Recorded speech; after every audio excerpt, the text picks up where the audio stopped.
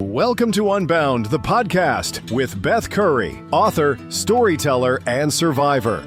This is where books meet real life, where Beth reads chapters from her work and breaks free from the traditional audiobook format, diving deeper into the personal experiences, lessons, and liberation behind every page. Nothing is off limits. Let's get unbound.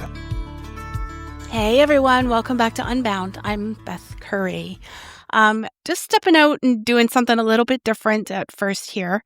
I just wanted to say over the last couple of weeks, I have been receiving so much good feedback from so many people about my show.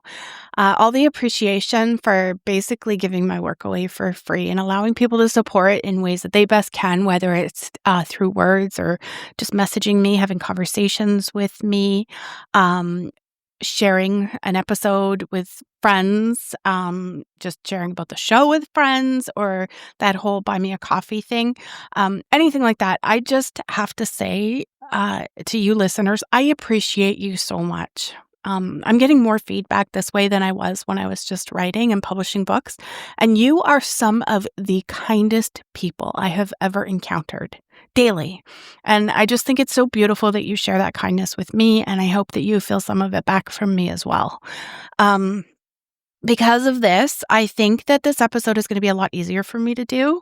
I was kind of dreading doing it. I've been making stuff up in my head, about how difficult it would be because it is a sensitive topic.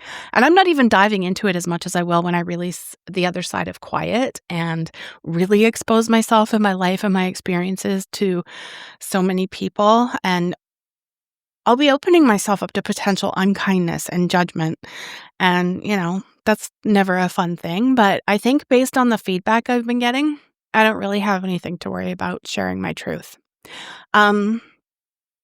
Before we start today's episode, I need to give you a content warning. This chapter deals with sexual assault, psychological manipulation, and trauma. And if you need to skip this one, I completely understand. Take care of yourself first. Today's chapter is called The Truth About Rainbows, and it's about the story I kept secret for decades. Some people heard little bits and pieces, and some people knew the whole story. And anyway, this one is, what I finally told my parents in 2020. And it's the one that Mom still remembers bits and pieces of sometimes. It's about survival, about the weight that we carry, and about Crew, my rainbow baby, the light after the storm. This is heavy, but it's also about healing. And like I said, I'm going into greater detail about all of this in my upcoming book about my own trauma. Again, it's called The Other Side of Quiet, and hopefully that is being released in 2026. I've mentioned before, I finally finished the manuscript, but, I'm still adding and tweaking some things.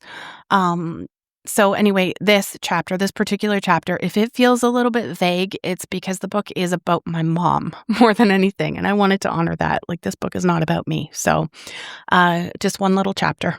And I guess we'll get to it. The truth about rainbows. Some truths take decades to tell. In the fall of 2020, I sat in my parents' living room in Delhi, finally sharing the full story of what happened during those high school years. Dad went golfing so that Mom and I could have girl time together first. They knew, probably more than I knew they did, and planned it this way. Mom sat quietly listening as I unveiled the secrets I'd carried for so long. What surprised me was her calm. Not the calm of shock, but the calm of confirmation. I knew, she said simply. A mother knows when her child is carrying something too heavy. Now, in our weekly visits at Willow Grove, Mom sometimes brings up this conversation in her own way. Rainbow baby, she'll say, looking at me with clarity that cuts through other confusions. Crew is your rainbow baby. The term rainbow baby, a child born after loss, holds so much meaning in those two simple words. They tell me that even now, even as other memories fade, Mom remembers not just the facts of what I shared that day in Delhi, but the deeper truth of how that loss shaped me, how it led to Crew, my light after the storm. At the start of 1994, I lost a piece of my future, and in some ways, perhaps I lost two pieces. The psychological manipulation, the fear, the trauma, it all led to choices made from a place of brokenness. But Mom understood even before I found the words to tell her. She saw the changes in me, watched as I built walls with food, and noticed when I pushed away love because I didn't know how to let anyone help. And I was protecting both my mom and dad as well. My mom would surely blame herself, and dad, God only knows what he would have done, so I didn't talk about it. I wanted to help you, she tells me now in one of her lucid moments, but I knew you had to be ready to talk. There's something profound about how this particular truth remains clear in Mom's mind. Perhaps it's because it's anchored in such deep maternal instinct. That ability to sense when your child is carrying unbearable weight. Even now, she can articulate aspects of that time with surprising precision. You stopped letting me hug you, she said during a recent visit, her voice carrying both memory and understanding. You were trying to tell us in your own way. The observation startles me, not just its accuracy, but how she's held on to this detail through all these years, through all the confusion that dementia brings. When we talk about Crew now, she often makes the connection unprompted. He healed something in you, she'll say, or God knew you needed him. These moments of insight show how deeply she internalized not just pain of what had happened, but the healing that followed.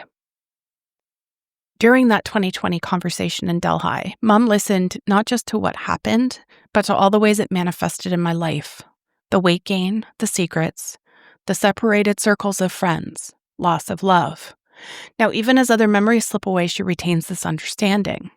Sometimes she'll notice something about how I interact with others and say, "That's from before, isn't it?" Sure, she doesn't remember all the details, but she remembers the impact. What strikes me most is how she processes this knowledge now, with a mixture of maternal protection that transcends her confusion and a wisdom that cuts through the fog of memory loss. She forgets this morning, but remembers the exact moment she first suspected something was wrong. A mother's heart knows, she says, and in these moments, she is entirely my mom again, the one who saw beneath my carefully constructed barriers. The story begins in grade 8 during what should have been an ordinary school day, a class trip to M.M. Robinson High School for orientation. That day marked the beginning of years of psychological manipulation and fear. Brandon, a student a few grades ahead, began a campaign of terror that would shape years of my life.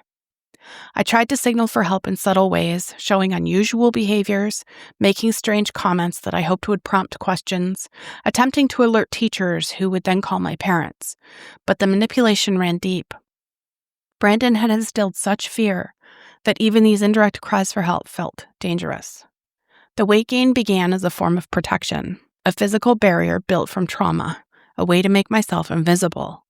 What appeared to others as food addiction, which was eventually diagnosed as one, started out as a survival mechanism, though it would later evolve into its own struggle.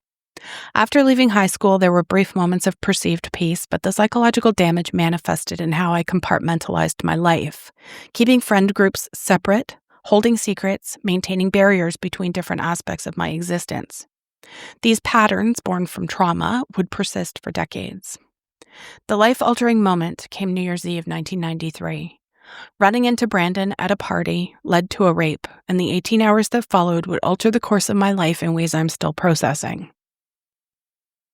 The aftermath cost me not just my sense of self, but also my relationship with someone I loved more than life, unable to accept help or support.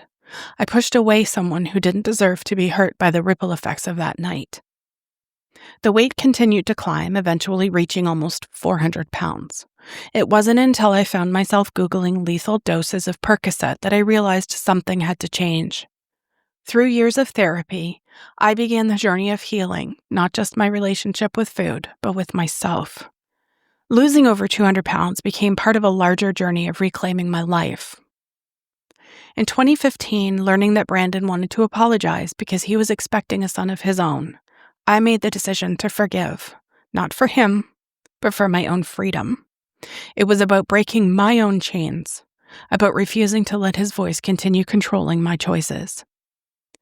Mom processes this history differently now through the lens of dementia, but certain core understandings remain remarkably clear. When she speaks about Crew, her recognition of his significance as a rainbow baby shows how deeply she grasped not just the events, but their lasting impact on my own life.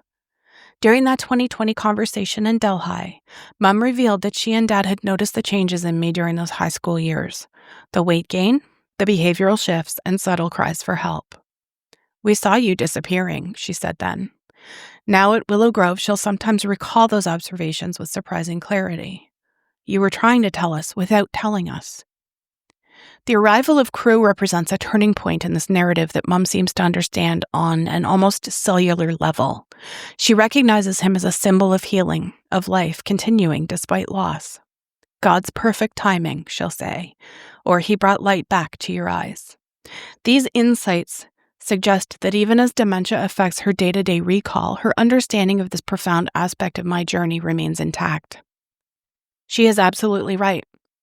I desperately wanted a child, and after loss and being told my husband and I could never have kids, I was devastated.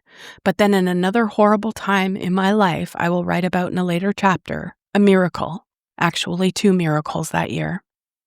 In our visits now, if she brings up this part of my history, it's always with a mixture of maternal protection and deep wisdom.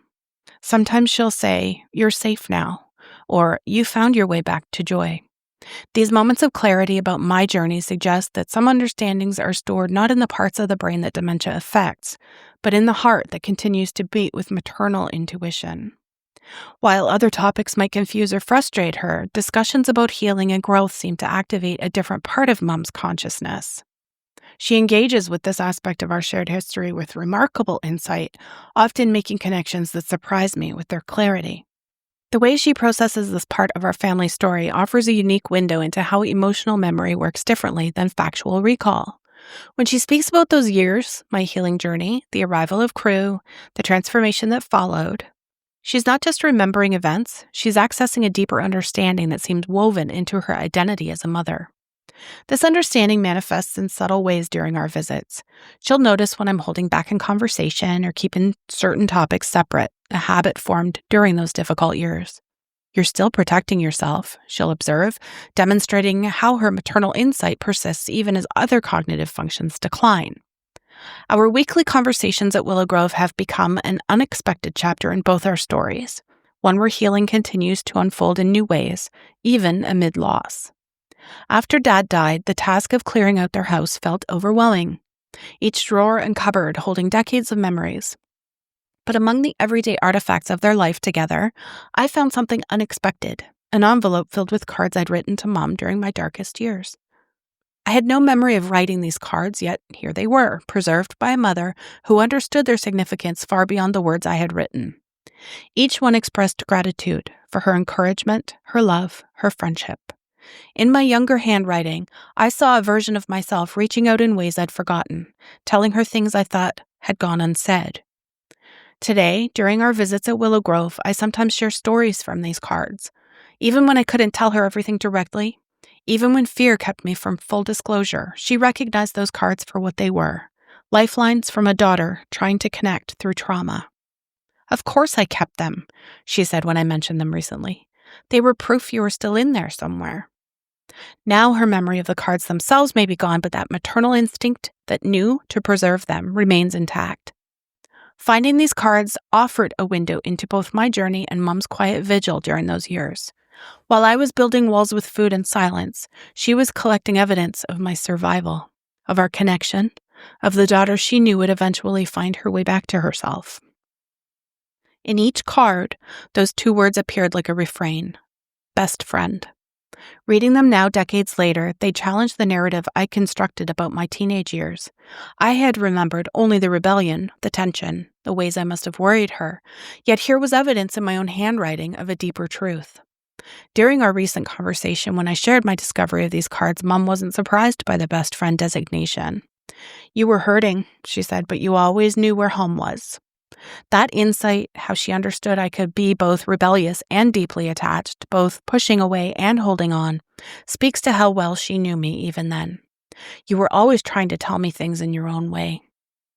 The disconnect between my memory of that time and the evidence in those cards reveals something profound about trauma's impact on memory. Mom was a safe harbor. I don't remember writing those words, yet clearly meant them when I wrote them, and that suggests how completely I had to compartmentalize to survive. Those cards serve as kind of a bridge now between who I was then and who I am today, between Mom's memory and her current reality. between what I thought I knew about our relationship and what was actually true. Being 18 and holding a secret that would shake the very foundation of our family's standing in the church community felt impossibly heavy. Mom wasn't just my mother, she was a pillar of the church, someone who guided other young people toward making good choices. The gap between who I was raised to be and the weight of what I carried created a distance I didn't know how to bridge. Each Sunday, watching her counsel others, lead programs, and embody the Christian values she'd instilled in me since childhood made my silence feel that much heavier. Now at Willow Grove, when memories of that time surface, Mom sometimes offers insights that surprise me with their grace. We all carry things, she'll say, her wisdom cutting through other uncertainties. God's grace is bigger than secrets. Hearing those words, I often find myself marveling at their truth. We do all carry things, secrets, regrets, burdens we never share, but grace has a way of weaving through the cracks, softening the sharp edges of what we hide. It's not about erasing the weight, but learning to live with it, trusting that God's grace is enough to hold what we cannot. We don't talk about the incident anymore. I prefer not to prompt it, and she rarely brings it up. In some ways, it's a blessing, not having to revisit the loss and brokenness of that time. But there's also something comforting in knowing that when she does recall it, her memory isn't a heartbreaking one. It's as if the weight of it has softened for her, just as it has for me. What remains isn't the pain, but a quiet reminder of resilience and strength, proof that grace carries us through, even when we don't realize it. Some hurts run deeper than words. I see it in your eyes. I wish I could fix this for you like when you were small. Your broken heart, your quiet tears, I feel them as my own. Time won't erase, but softens, Beth. You're never alone. Kathy Downey. A little note my mom wrote to me inside a card after losing my first son. So let's chat. Of all the things Mom forgets, like what she had for breakfast or where my dad is, whether or not she still has a cat, she still remembers this. She remembers that Crew is my rainbow baby. She remembers that I carried something heavy, almost quite literally, for years. And she remembers saying, a mother knows. Emotional memory works differently than factual recall, as I mentioned. This knowledge, it isn't stored in the parts of her brain that dementia affects. It's stored in her heart. It's stored in her maternal instinct. Some understandings run deeper than neurons and synapses and all that kind of stuff. So when she says you're safe now or he brought light back to your eyes about Crew, she's accessing something that dementia can't touch. And that's the core of who she is my mom. And that remains. Thank God that remains. Those cards that I didn't remember writing, finding them after my dad died, I wrote these during my darkest years and I was calling her my best friend. I was shooketh when I found those. Like, it literally fucking shook me because I didn't remember writing them. I only remembered the walls I'd built, the secrets that I had kept, and the ways that I pushed pretty much everyone away. But here was evidence in my own handwriting with my own name signed at the bottom that even in my worst moments, I knew where home was. Like Mom said, she kept every single one. She said they were proof that I was still in there somewhere. Trauma does that, it fractures memory. It makes you forget the good alongside the bad. These cards ended up being a gift, showing me a truth that I couldn't see at the time. I really wasn't as alone as I thought I was. And even writing the other side of quiet, I'm learning that a lot more. The recall, talking to people who were very important parts of my life back then and trying to remember things and learn things from the other side has been, it's just been crazy. The way that trauma kind of fractures that memory. I talk about my adolescent years of trauma and what this particular chapter is really about in full detail. And like I said, it's coming out in 2026. It was very hard to write knowing, I'd be putting myself out there fully in a way that opens me up to a lot of bad things. But hopefully a lot of good will come from it as well.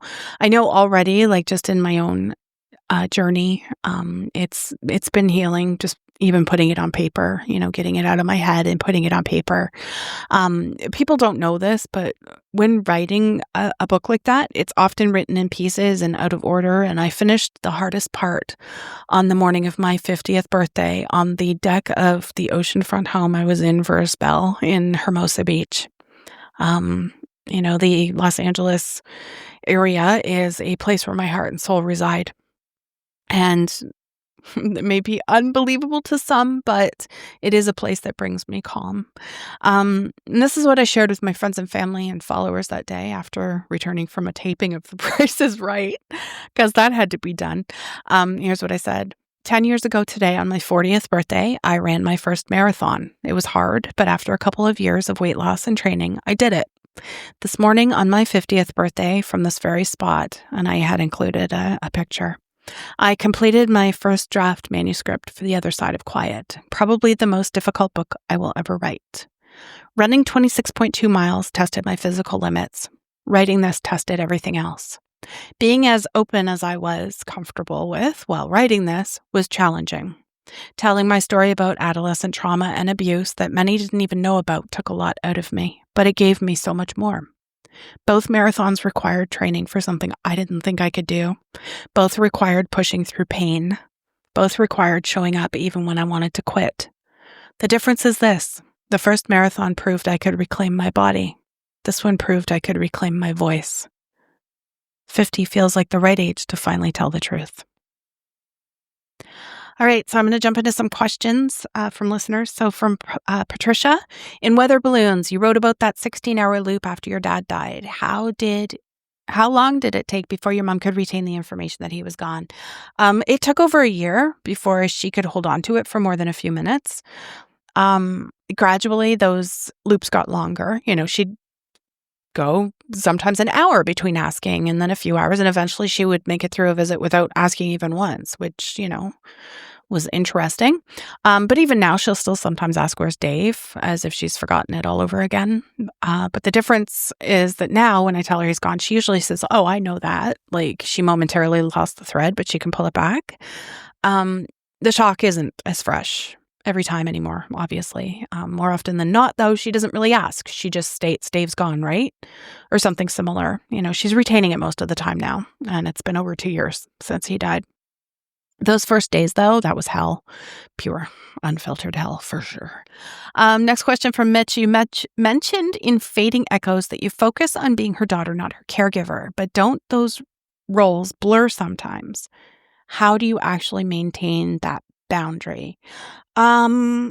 Yeah, they blur constantly, like when I'm painting her nails or helping her navigate something or cutting up her manicotti so she doesn't spill it all over the place. Am I being her daughter or her caregiver? That line isn't always clear. But the distinction that I try to maintain is I do things with her, not to her. Does that make sense? I'm not managing her medications or handling her personal care or making medical decisions. Those are caregiver tasks that Willow Grove staff handle, or my husband, because he's got POA over her.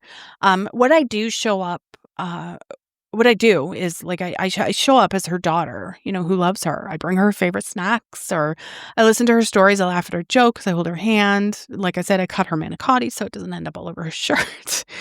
Those are daughter things, even if they sometimes look like caregiving. The boundary exists more in my head than in specific actions. I think it's more about how I show up emotionally as her child, not her parent, if that makes sense. That's it for questions. Only a couple. If you have any questions or comments for me to use on a future episode, or if you want to support the show, all the info is in the show notes. And again, thank you so much for being here and all your kind words. I really, truly do appreciate you. And I will see you in the next episode. Thanks for listening to Unbound with Beth Curry. Join the conversation in the Facebook group or visit authorbethcurry.com. Want to support the show? Head to ko-fi.com/unbound podcast. Until next time, stay unbound.